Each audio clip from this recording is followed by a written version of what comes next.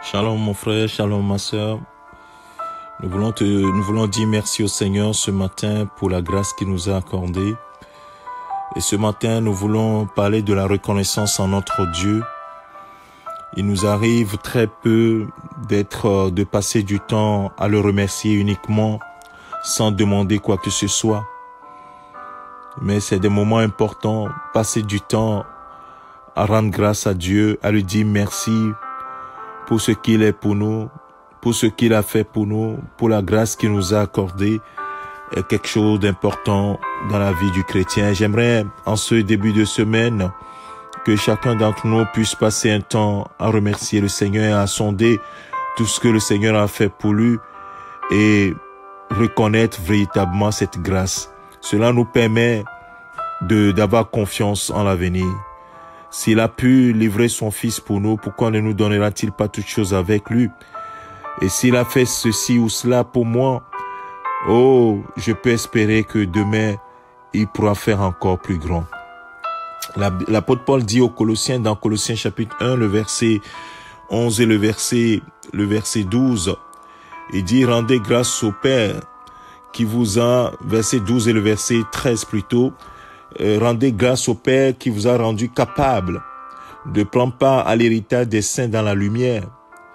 Il nous a délivrés de la puissance des ténèbres et nous a transportés dans le royaume de son Fils bien-aimé. » Vous voyez bien, bien-aimé, que c'est un acte souverain que le Seigneur a pu exercer en notre faveur, et cela ne dépendait pas de notre vie bonne devant lui, mais c'était un choix délibéré du Père de nous sauver, de nous délivrer de la puissance des ténèbres. Et pour cela, nous avons vraiment l'occasion à chaque fois qu'il nous prête le souffle de vie, de lui dire combien nous sommes reconnaissants pour l'œuvre qu'il nous a accomplie. Il nous a rendus capables de devenir enfants de Dieu. Vous pouvez imaginer ce que c'est. Oui, nous sommes maintenant des héritiers de Dieu, co-héritiers avec Christ.